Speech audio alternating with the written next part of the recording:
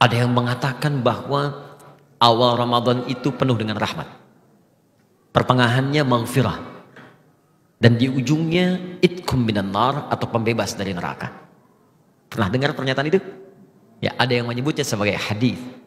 Ternyata setelah dikaji oleh para ulama, ada hadis-hadis yang terkait dengan Ramadan statusnya bermasalah, bahkan diduga palsu. Di antara hadis-hadis itu kita coba akan kaji dalam kesempatan episode saat ini, dan mudah-mudahan ada manfaat yang bisa kita dapatkan.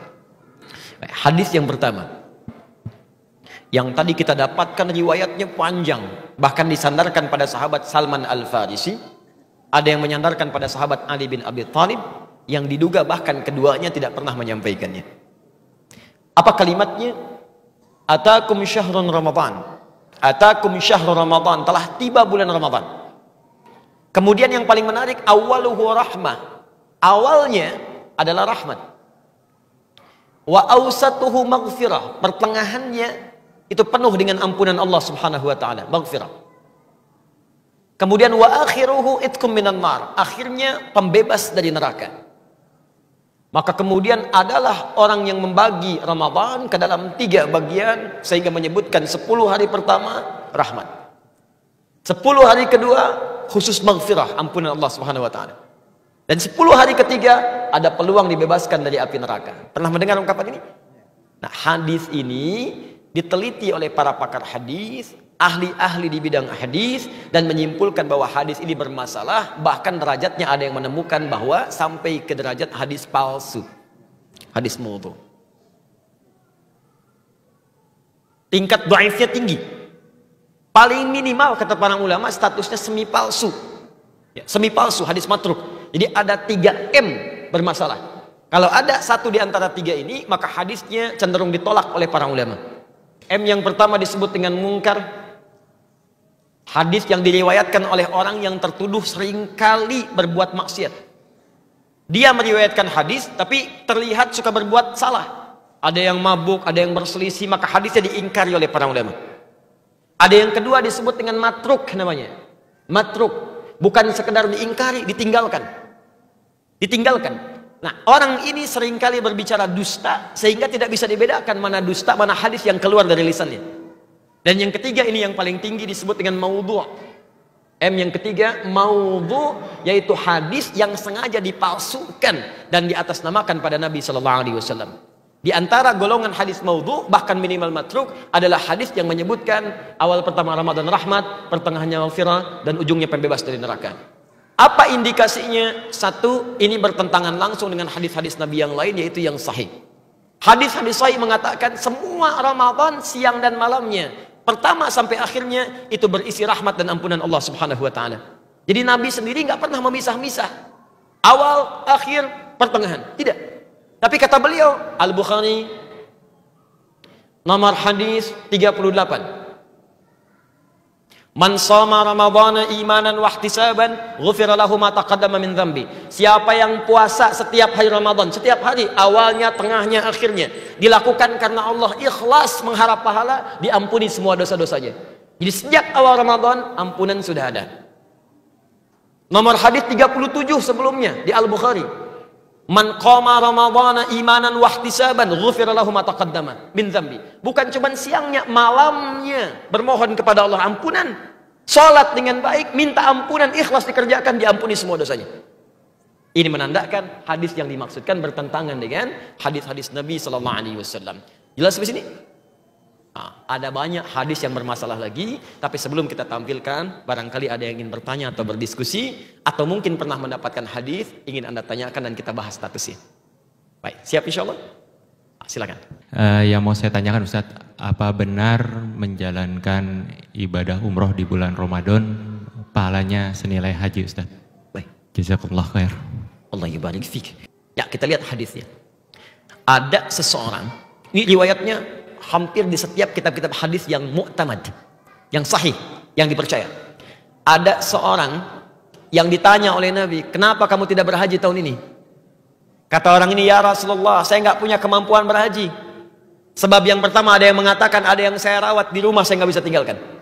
Yang kedua riwayat mengatakan, ya Rasulullah, saya punya kesibukan di bulan-bulan ini, nggak bisa saya tinggalkan. Kata Nabi, kalau tak mampu kamu berhaji di bulan-bulan haji, maka berangkatlah umrah di bulan Ramadan, karena pahalanya senilai dengan haji. Pahalanya senilai dengan haji. Bukan dia sudah haji. Awas, jangan salah menyimpulkan. Jangan karena Anda nunggu kuota lama-lama, kita haji aja di bulan Ramadan yuk. Itu salah menyimpulkan. Ya. Jadi tidak ada haji di bulan Ramadan, yang ada pahalanya senilai haji. Kenapa pahalanya dinilai berlipat senilai haji? Karena perjuangan orang umrah di Ramadan, itu perjuangannya lebih daripada biasa. Persis seperti orang haji berjuang. Coba lihat orang haji berjuang, fisiknya ya, dari mulai wukuf ke Muzdalifah cari batu, sampai lontar, sampai jalan begitu panjang, fisiknya terkuras. Maka persis seperti orang puasa kemudian umrah, dari mulai tawaf, dia kemudian naik turun sa'i, sampai semua dikerjakan dalam keadaan menahan lapar dan haus. Maka itu yang melipat gandakan pahalanya. Allah Ta'ala alam bisawab. Ada yang lain? Assalamualaikum warahmatullahi wabarakatuh. Waalaikumsalam warahmatullahi wabarakatuh. Ustadz, mungkin ini agak tidak terlalu berkaitan secara langsung dengan hadis, tapi berkaitan dengan puasa dan membersihkan hati. Baik. Bulan Ramadan itu kan memang bulan yang penuh berkah, dan kita memang saatnya kita buat membersihkan hati gitu. Nah, sebelum memasukinya aja, kalau bisa kita saling memaafkan satu sama lain gitu. Bagaimana Ustadz apabila kita kan manusia biasa, kita punya rasa kecewa, punya rasa sakit hati yang kadang-kadang susah buat kita hapuskan gitu. Bagaimana supaya kita bisa menjadi orang yang ikhlas, bisa melupakan, bisa memaafkan, karena kan kodratnya manusia pasti gampang lah buat sakit hati, marah dan sebagainya. Itu aja pertanyaannya Ustaz. Bagus pertanyaan. Dan apa yang Anda sampaikan kisahnya pernah terjadi di masa lalu. Sehingga Allah menawarkan satu tawaran spesial kalau dia bisa mengikhlaskan semua perasaan yang dirasakan. Maka turunlah Quran surah ketiga Ali Imran ayat 133 sampai 134. Paling kanan sebelah atas di mushaf. Perhatikan kalimatnya. Wasari'u ila maghfirah. Wasari'u ila maghfirati min rabbikum. Bergegaslah Anda mengevaluasi diri, mohon ampunan kepada Rabbmu. Koreksi, banyak yang salah dalam hidup. Wa jannatin arduhas samawati wal ardu uiddat lil muttaqin. Dan bermohonlah, berharap, bercita-cita mendapatkan anugerah surga seluas langit dan bumi. Komplek tinggal seseorang di dunia bisa luas, tapi tidak ada yang seluas langit dan bumi. Saya sediakan, kata Allah, khusus untuk orang takwa. Tapi bukan takwa biasa, spesial. Siapa takwa yang dimaksud? Ayat 134-nya. Alladzina yunfiquna fis sarra'i wad dharra. Golongan pertama yang sedang infak. Di saat punya, bahkan tak punya pun masih pengen infak. Di dalam keadaan tak punya pun masih mereferensikan. Saya dalam nggak punya nih, barangkali mungkin baju saya bisa dijual. Barangkali teman saya mungkin bisa ngasih, saya referensikan. Itu surganya seluas langit dan bumi. Yang kedua, wal kadhiminal ghaidha, orang yang sanggup menahan marah. Yang ketiga, wal 'afina 'anil nas, orang yang bisa memaafkan kesalahan orang lain. Jadi kalau Anda ada tawaran, perhatikan tawarannya. Mau mempertahankan amarah di dalam jiwa atau menukarnya dengan surga seluas langit dan bumi? Maka jangan tunggu, hilangkan itu semua, dan tidak ada faedahnya mempertahankan kemarahan di dalam jiwa kita. Marhaban ya Ramadan. Ada yang lain? Assalamualaikum warahmatullahi wabarakatuh. Assalamualaikum. Ada hadis yang mengatakan bahwa seorang yang berpuasa itu bau mulutnya lebih harum dari minyak kasturi. Masya Allah. Memandang ini bagaimana? Hakikatnya bagaimana? Baik. Itu ada di kitabnya Imam Al-Bukhari, di Kitabus Siyam, nomor hadis yang pertama, posisinya paling kanan di sebelah bawah. Ya. Redaksinya, la khulufu famis shaimi atyabu. Awas, yaumal qiyamati min rihil miski. Sungguh bau mulut orang yang puasa itu nilainya lebih harum di sisi Allah pada hari kiamat dibandingkan dengan minyak kasturi. Kasturi itu kalau di Arab minyak yang paling wangi. Orang mengatakan baru dibuka belum dipakai udah wangi. Ini ada orang yang bau mulutnya lebih wangi dibandingkan minyak kasturi. Siapa itu? Adalah bau mulutnya orang yang puasa. Tapi apa yang dimaksud di hadis itu? Apakah diartikan jangan pernah sikat gigi? Yang dimaksud hadis ini adalah, kata para pakar hadis, yang dimaksud adalah makna majazi, karena orang puasa itu menjaga lisannya dari perbuatan maksiat. Dia tidak bergibah, dia tidak mencela orang, dia tidak menghina orang, dia tidak berbuat yang kotor. Nah, semua nilai itu wangi di sisi Allah karena mendatangkan pahala. Allah Ta'ala alam bisawab. Ada yang lain? Bismillahirrahmanirrahim. Assalamualaikum warahmatullahi wabarakatuh. Assalamualaikum warahmatullahi wabarakatuh. Ustadz, saya mau bertanya, apakah benar ada hadis untuk orang yang lupa makan dan minum saat berpuasa? Dan apakah boleh diteruskan? Ada orang yang saat puasa lupa, lantas makan. Makan, begitu habis, lupa saya sedang puasa kan? Bagaimana status yang seperti itu? Itu sama di Al-Bukhari, ada di Kitab As-Siyam, halaman 43. Ya paling kiri di pertengahan hadisnya. Bahkan dituliskan babu shaimi idza nasiya fa akala wa syariba. Bab orang puasa yang lupa lantas kemudian makan dan minum. Maka apa kalimat Nabi SAW pada masa itu? Kata Nabi, idza nasiya ahadukum bima ma'na. Kalau kalian lupa sedang berpuasa, fa akala wa syariba, kemudian makan dan minum, falyutimma shaumahu fa innahu at'amahu Allah taala wa saqah.